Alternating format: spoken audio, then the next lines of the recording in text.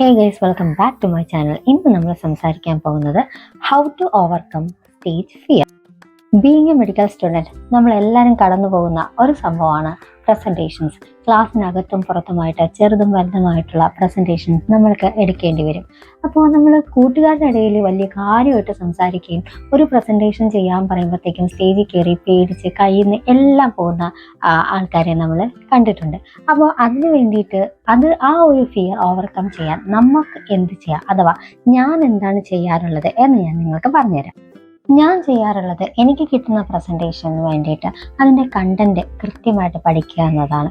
അത് എന്ത് ടോപ്പിക് തന്നെ ആയിക്കോട്ടെ. ഇപ്പോൾ BMS ആയതുകൊണ്ട് ഇപ്പോൾ അനാട്ടമിയോ ഫിസിയോളജിയോ അല്ലെങ്കിൽ സ്വസ്ഥമോ നിദാനമോ എന്ത് സബ്ജക്റ്റിലെ ടോപ്പിക്ക് തന്നെ ആയിക്കോട്ടെ, ആ ടോപ്പിക്ക് കൃത്യമായിട്ട് പഠിക്കുക. ചിലരൊക്കെ വിചാരിക്കും നമ്മൾ പ്രസൻറ്റേഷൻ ചെയ്യുമ്പോൾ നമ്മുടെ ഫ്രണ്ടിലിരിക്കുന്ന ആൾക്കാർ നമ്മളെക്കുറിച്ച് എന്ത് ചിന്തിക്കും, അയ്യോ നമ്മൾ പറയുന്നത് ശരിയാണോ തെറ്റാണോ, ഇനി തെറ്റായി പോയാൽ അവർ നമ്മളെ കളിയാക്കുമോ, അങ്ങനെയുള്ള ചിന്തകൾ, അനാവശ്യമായ ചിന്തകൾ ഒഴിവാക്കുക. കാരണം നമ്മുടെ മുന്നിലിരിക്കുന്ന ആൾക്കാർ നമ്മളെക്കാൾ അറിവുള്ളവരായിരിക്കാം, നമ്മളെക്കാൾ പ്രായമുള്ളവരായിരിക്കാം. പക്ഷെ നമ്മുടെ ടോപ്പിക്കിൽ കോൺഫിഡൻ്റ് ആണെങ്കിൽ, നന്നായിട്ട് പ്രിപ്പയർ ചെയ്തിട്ടുണ്ടെങ്കിൽ, അത് ഏത് ഉറക്കത്തിൽ വിളിച്ച് ചോദിച്ചാലും പറയാൻ പറ്റുന്നുണ്ടെങ്കിൽ നമ്മുടെ കോൺഫിഡൻസ് ലെവൽ കൂടും.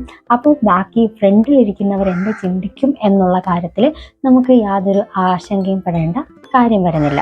മാക്സിമം നമ്മുടെ ടോപ്പിക്ക് നമ്മൾ ബൈഹാർട്ട് ചെയ്യാൻ ശ്രമിക്കുക. കാരണം എന്ന് വെച്ചാൽ സാധാരണ ചിലരൊക്കെ ചെയ്യാറുണ്ട്, ഒരു പേപ്പർ കയ്യിൽ വെക്കുക, അല്ലെങ്കിൽ ഒരു ബുക്ക് കയ്യിൽ വെക്കുക, അല്ലെങ്കിൽ ഏതെങ്കിലും ഒരു പൊസിഷനിൽ മാത്രം നിന്നങ്ങ് സംസാരിക്കുക, അല്ലെങ്കിൽ കൈ കെട്ടി നിൽക്കുക. അങ്ങനെയൊക്കെ ചെയ്യാതിരിക്കുക. ഇൻ കേസ് നിങ്ങൾക്ക് വേണമെങ്കിൽ ഒരു ചെറുതായിട്ട് പോയിൻറ്റ്സൊക്കെ ഒരു നോട്ട് ചെയ്യാൻ ഒരു പേപ്പർ വെക്കാം. പക്ഷേ എന്നാലും കൂടുതൽ അതിൽ നോക്കാതിരിക്കുക. അല്ലെങ്കിൽ PPT സ്ലൈഡ് ഷോ ചെയ്യുന്നുണ്ടെങ്കിൽ അത് കണ്ടിന്യൂസ് ആയിട്ട് അങ്ങ് പറഞ്ഞു പോവുക. അതിൽ നോക്കി അല്ലെങ്കിൽ അവിടെ നിന്ന് ഇതാണ് ഇങ്ങനെയാണ് എന്നിങ്ങനെ പറയാതിരിക്കാൻ ശ്രമിക്കുക. നമ്മളൊരു പ്രസൻറ്റേഷൻ ചെയ്യുമ്പോഴത്തേക്കും അതിന് ആപ്റ്റായ രീതിയിലുള്ള മൂമെൻറ്റ്സും കൂടെ കൊടുക്കുകയാണെങ്കിൽ നമ്മുടെ പ്രസൻറ്റേഷൻ കുറച്ചുകൂടെ ബ്യൂട്ടിഫൈ ആവും.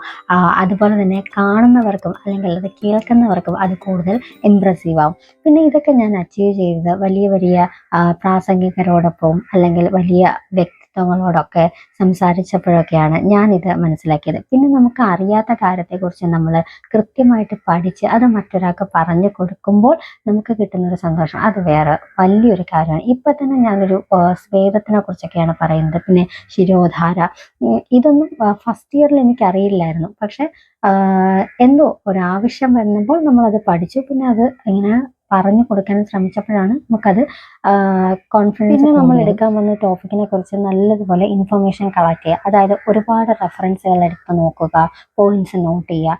ഇങ്ങനെയൊക്കെയാണ് ഞാൻ എൻ്റെ ഫിയർ ഓവർകം ചെയ്യാനായിട്ട് പഠിച്ചത്. അപ്പോൾ വീഡിയോ ഇത്രയൊക്കെ ഉള്ളൂ. നിങ്ങൾക്ക് ഇഷ്ടപ്പെട്ടിട്ടുണ്ടെങ്കിൽ ലൈക്ക്, ഷെയർ ആൻഡ് സബ്സ്ക്രൈബ്.